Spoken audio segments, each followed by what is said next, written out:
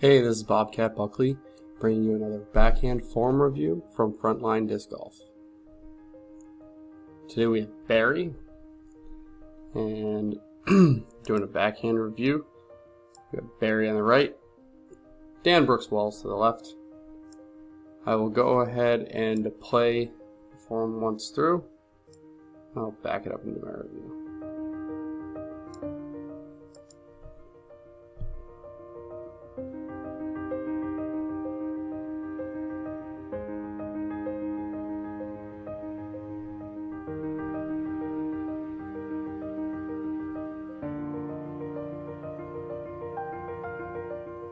I got a little bit extra of Barry's video at the beginning here because I wanted to show all this extra movement here. That's probably just like a lot of people do it. Some people do it to aim. Looks like you just might be contemplating, or you might not know that you do it, but I try to tell people any like additional movements like that, try to take it out and get out of the habit of doing it, because any added movement to your throw, it's hard to repeat, and we want our throw to be as repeatable as possible. So I'm going to drag these notes up a little bit here so you can see.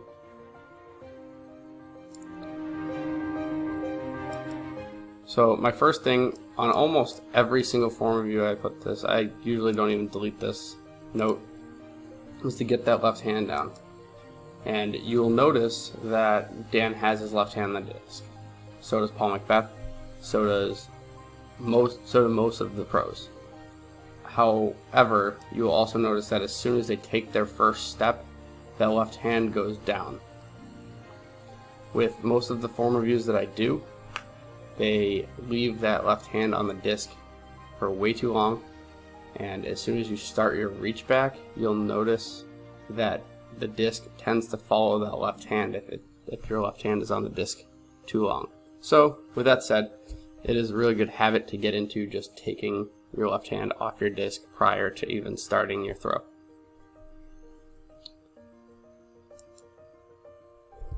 So you take a little tiny, you almost don't even do a first step.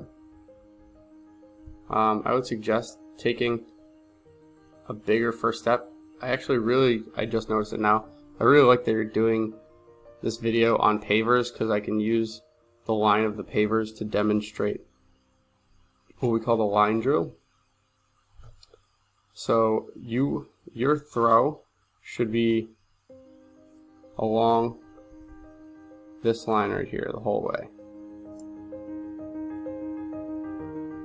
We want to stay linear, which I have way down here, but we want to stay in one single line the entire time, and that's the best way to go about making sure you're releasing where you want to release and gaining accuracy. So yeah, take a bigger first step. Just make sure that that first step is along that first line. You could probably get your first step out to about, get off the line, get it out to about here. Even here, it wouldn't be a bad first step. Second step of the X step, you should be parallel to your plant foot, not perpendicular. So as we go through your X step right here, you'll notice that this foot goes, I can't draw.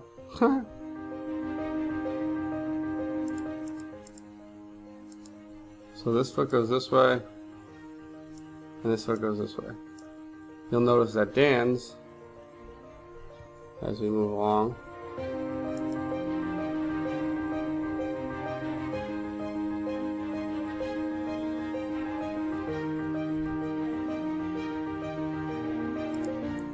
Dan lands, his foot is this way, and this foot is this way. So they're parallel with each other, or at least kind of parallel with each other. How he does that is he's landing, it looks as if he's landing on his toe. He's actually landing on the ball of his foot. And most reviews that I do, you'll see that they land on their toe and not the ball of their foot. When you land on your toe like that, no matter how hard you try, it's going to turn your hips backwards, as it already has here with Barry. His hips are backwards. We want our hips to remain in line with our throw.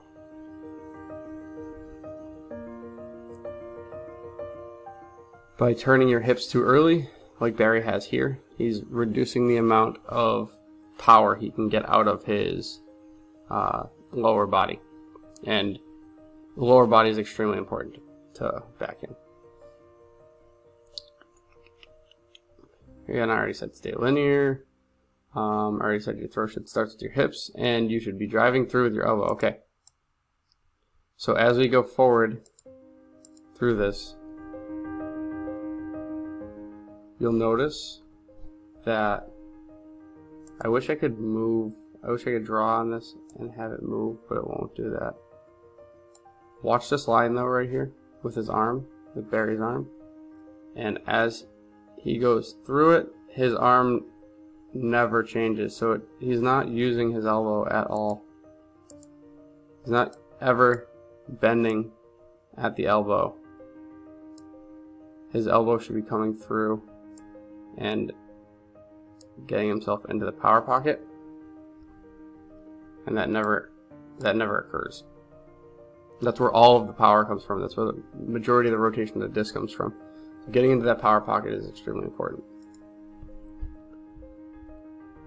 So you'll notice his arm is still straight, never bent at the elbow, still never bent at the elbow, still never bent at the elbow, and then he pulls through, and that's what we call rounding.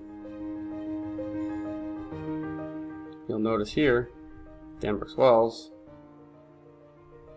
how his let me drag this up further.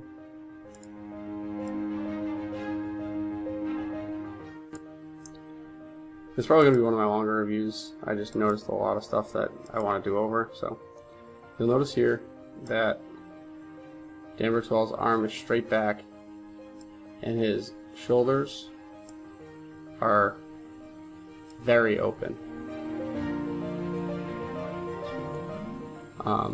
When we get people who reach across their body like this and they're not getting this shoulder here,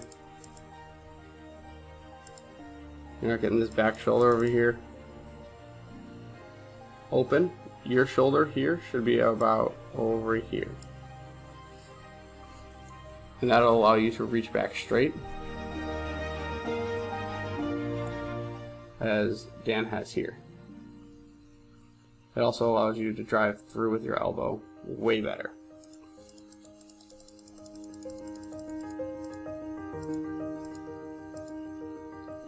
See, this is like, don't expect to ever be like this, because this is just absurd. I've never seen anybody be able to do this like Dan does here.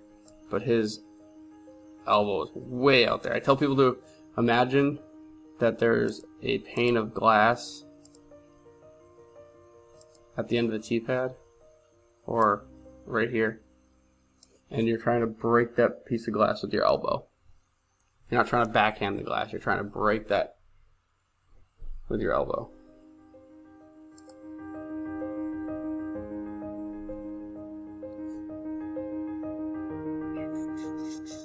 What else do I have here?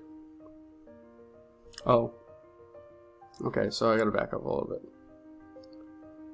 So, I don't remember if I said it in the beginning, but your reach back shouldn't start until your front foot comes out of your X step.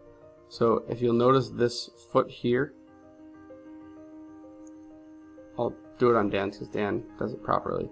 As Dan's foot comes out of his X step, you'll notice that his reach back begins.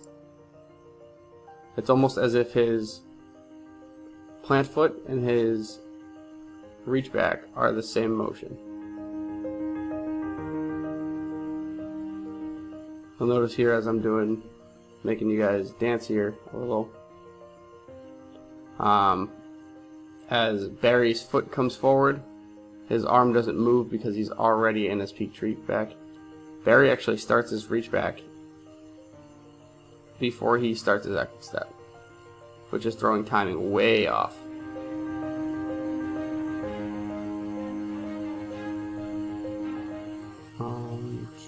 Turn shoulders, already did that. Okay, so step out and step closed. So you'll notice this line right here, as I went over in the beginning. Barry should be stepping, with his very last step, he should be stepping on this line or a little bit past, even over here. He actually steps out over here.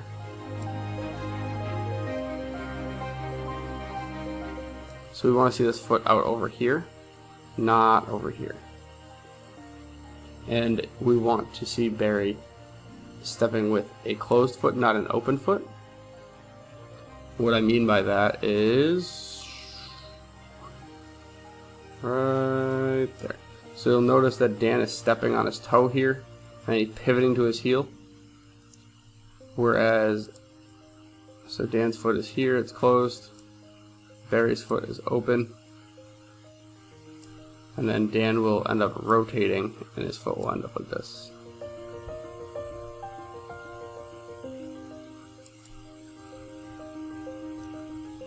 Dan steps on his toe and then rotates to his heel.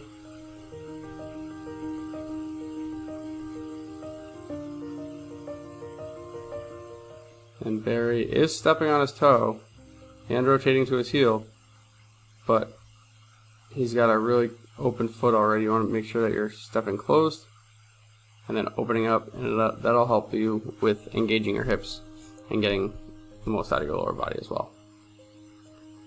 My very last note, I'll go over these bullets real quick just to make sure I covered all of them, because I kind of wasn't. Normally I almost read off them, and I'm kind of trying not to do that. So I just want to make sure that I went through it all. The last thing I wanted to go over is let the disc rip out of your hand. So I find this frame right here. Every form review I do, I find the first frame where the disc is out of the person's hand, and I look at their hand. And what I'm looking for is I want to see if your hand is in a fist or if it's closed. Or sorry, if it's in a fist or if it's open. Right now your hand is open, which means that you are you're opening your hand and letting go of the disc. You really want to keep that your fist closed, and you want the disc to rip out of your hand. And you'll notice in Dan's that as he comes, watches, so his reach back. There's his reach back. Or sorry, not his reach back, his follow through. There's his follow through. And his hand is still in a fist. That's what I'm looking for. So keep your hand in the fist all the way through to follow through. And I notice that you're releasing the disc a little, nose up. And there's a lot of things that can cause that. And the very last thing I wanted to do was go over a quick grip tip with you, because I saw that you're releasing the disc nose up, and I've been giving this grip tip to a lot of people, and it's helped them out, and it helps you get that nose down. So most people, when they grab the disc, they just grab it lined up the middle of their palm, and they wrap their hand around, and that's how they grip the disc. What that does, back up a little bit, when you're pulling through, you're going to be releasing those up. So take that disc, rotate it, line it up with your middle finger, and then get all your fingers around. And then when you pull through, your nose will be down. If that's a little uncomfortable, sometimes the skin, like in my hand, gets pinched when I do it that way. So the other way you can do it, line up your middle finger, get all your fingers under there with your middle finger on top. Get a nice tight grip there, and once it's comfortable, then wrap your middle finger around. And same result. You'll be getting your nose down. So that's all I got for you. Hopefully it helps out. Hopefully you see improvements, and we'll see you out there.